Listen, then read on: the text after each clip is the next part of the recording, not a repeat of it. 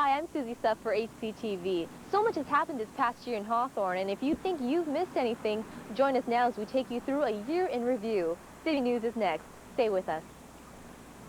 You're watching HCTV 22 City News, your source for news and information on issues, people, arts and entertainment, and sports in the city of Hawthorne. Hi, and welcome to this edition of City News. I'm your new host, Linda Albarisi. After weeks of California's energy crisis, Hawthorne residents continue to live with the fear of skyrocketing power bills and now rolling blackouts. Still, the question is, how did we get to this point? And will there ever be an end to this energy nightmare? Our reporter Adrienne Hopper tries to answer those and other questions in her special report on California's fight for power. Whether you're driving, at work, or just running errands, electricity is something that has become a basic necessity of life. And now it's also a product that's in high demand by privately owned utility companies such as Southern California Edison, that is by the day running out of funds to purchase a supply for millions of customers. In the month of December, 24 hours a day, 7 days a week, our average cost to buy electricity was about 30 cents a kilowatt hour. But we are allowed to only pass that through in rates 6.5 cents. So that's the spread. The miscalculations all began with the passage of the deregulation bill in 1996. This bill was supposed to encourage more competition for the utilities and make electricity cheaper. But instead, it shifted the power, so to speak, to the electricity brokers. Wholesalers are acting in what economists call conscious parallelism. I think they're manipulating the market, clearly. And I think there's pretty good empirical evidence of that. In fact, the Federal Energy Regulatory Commission found that these prices were unjust and unreasonable. Even Governor Davis declared that deregulation was a complete failure in his State of the State address. California's deregulation scheme is a colossal and dangerous failure. It has not lowered consumer prices. It has not increased supply. In fact, it has resulted in skyrocketing prices, price gouging, and an unreliable supply of electricity.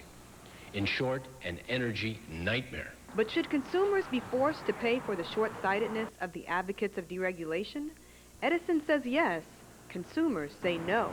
I do believe re-regulation is the right approach to take.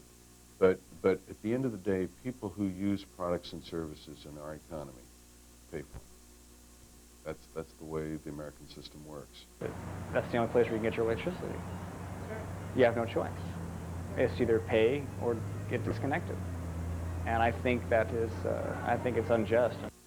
And while Southern California Edison continues their fight to undo the financial damages of deregulation, many consumers who originally felt that deregulation would lower their bills are now fearing the worst. My gut feeling on the rising prices of power, I think is absurd. I mean, everything operates on power and electricity. Corey Fields owns a local bakery in Hawthorne and is currently preparing for the big financial hit to his budget. His bill for last month is about $712, but after the rate increase of about 15%, it could shoot up to $819 for this month. For a small business owner like me that has a family and kids to feed, 15% is a lot of money. Now, in order to offset the raised prices of his power bill, he's forced to raise the prices of his products. I have no choice but to raise their rates because the wholesaler is passing the increase on to them. I may in turn have to increase my price to make up for the difference. But in addition to the rate increase, the possibility of blackouts can be just as debilitating for consumers, especially businesses that use a lot of electricity. Possibly eliminating some of your electrical usage could eventually end up in loss of business. We have a lot of lights here, we have a lot of production going on in the back, so we have to obviously be seeing what we're doing. I have a lot of refrigeration in the back. My ovens are gas electric. All our mixers are electric. And not only will residents and small businesses be affected, but larger operations could feel the strain as well. And it's going to have quite a negative impact. We are being told by Edison that our rates will go anywhere up from 35 to 50%. That's quite significant when we're paying approximately $30,000 a month in Edison rates or Edison fees. We're exempt from the rolling blackouts. We also have a generator that goes on to all the critical components of the hospital. So there will be absolutely no safety or comfort concerns for our patients. It's more of a concern for the future of this hospital. But according to Governor Davis, he says he'll do his best to protect the interests of the people. His short and long-term plan is to ask lawmakers to spend $1 billion to stabilize electricity prices. In addition, he wants to restructure the state energy boards and the process of buying wholesale electricity. He also called for statewide authority to buy and build new power plants, and for Californians to conserve their power by 7%.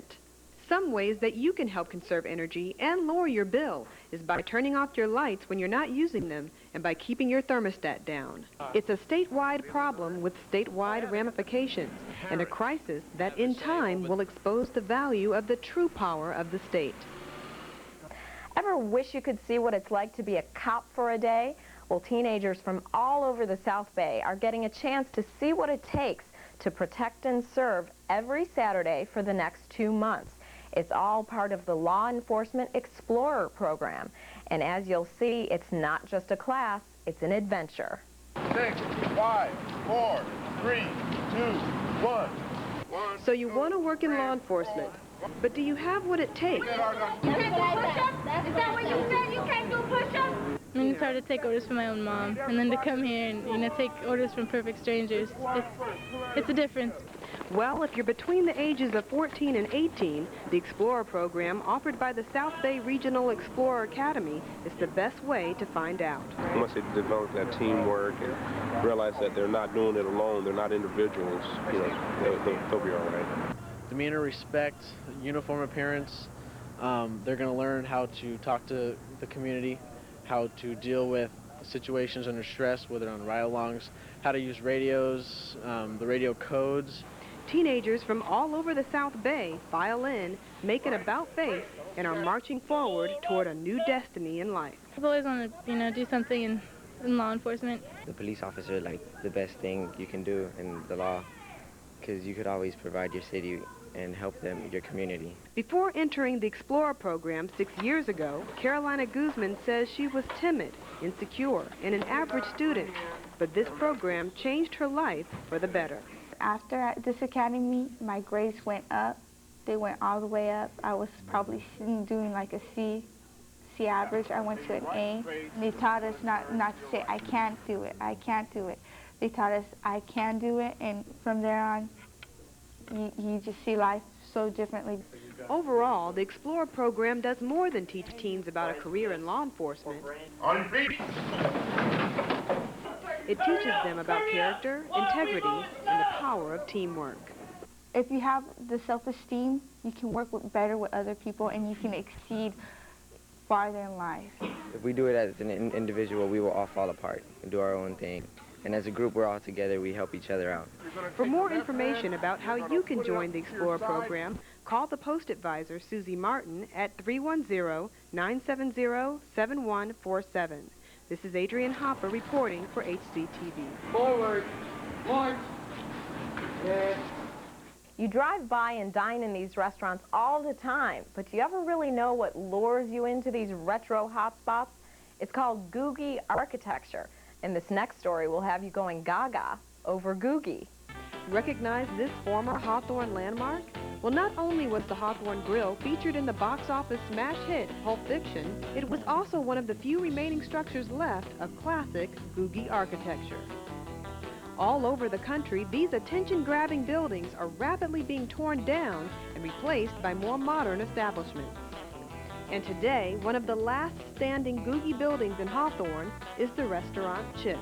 You can see large windows wrapped around, usually 3 sides of the building. And in a way, if you look at it at night, it almost looks like the whole top of the building is hovering over the bottom part of the building. And if you look here at Chips, there's this zigzag pattern across the front. These coffee shops would also incorporate indoor planters, but there's also things like the flagcrete behind me here. And this flagcrete it's actually concrete that was poured into randomized rock-shaped forms. This style of architecture took off in the 1950s and 60s and was created with the intent of luring in customers who were a part of the new California car culture. The car culture was becoming very important. People were spending a lot more time on the road in the 50s, and people would go to a restaurant and they wouldn't necessarily know what they were getting. There was a certain wariness. People were used to eating at home more. And coming to a Googie coffee shop, most of them had what was called exhibition cooking. You could see back into the kitchen very easily, and you could see the cooks preparing your food. It was considered cutting edge, with its extreme designs and what one would expect to see when the space age meets the Stone Age. You get this sense of the space age kind of future. It's a Jetsons look. It looks like someplace where the Jetsons would have dinner. But at the same time, you'll also find there's a little of the Flintstones thrown in. People don't appreciate the style now because it's not quite old enough to be considered historic by most. But all of these will be gone by the time people do realize that they're historic. So the next time you walk into a Googie building and become overwhelmed with nostalgia, enjoy it while it lasts, because the next one you see might only be a set on a movie screen. This is Adrienne Hopper reporting for HCTV. It's the chance of a lifetime performing for the President of the United States. And for the first time ever, several members of Hawthorne's high school band got a personal invitation to march their way into history during this year's presidential inauguration. I feel psyched out. I mean, I'm rehearsing every lunchtime. Just days before venturing to the nation's capital for the President's inaugural parade, these Hawthorne High School students look ahead to their trip, each with different ideas of what's in store for them when they get there. It's cold. It's very cold. I can't move my fingers. Okay. And hopefully I don't crack a nose. I get to be with Republicans. I like Republicans. I'll just be concentrating, I think, picturing what I'm about to do, what I'm going to play. It's an opportunity of a lifetime, but this opportunity isn't just by chance. These small-town musicians are invited to the big city by a very influential person. All the other groups are actually having to audition to be in the parade. Our kids have been personally invited by the Vice President to be there, that's the exciting part. Once they arrived in D.C., they marched as members of the Troopers Drum and Bugle Corps based in Casper, Wyoming. And playing with these all-stars takes more than just knowing a few scales. Drum corps is a lot of hard work and a lot of discipline. When they tell you to drop, automatically you drop. You don't ask questions. You just do it. If you make a mistake, you drop on your own arm because you know you made a mistake and you want to get it right. My philosophy is that you have to have discipline to basically be successful at anything. The discipline to get up every morning, to show up and do the job. But although the work is hard and the hours are long, the payoff is sweet and memorable. I think it'll be like something I'll look back upon and be like, I was part of that. And like, I can tell my kids I was part of that. Like, most people don't even get a chance to do that. And, well, I'm going to get a chance to do that. So, that's cool. It's like you're making history. This is Adrienne Hopper reporting for HCTV. Graffiti is a crime that can scar the image of a city and diminish the value of personal property. And while it takes only seconds to spray paint a wall, it can take hours to clean it off.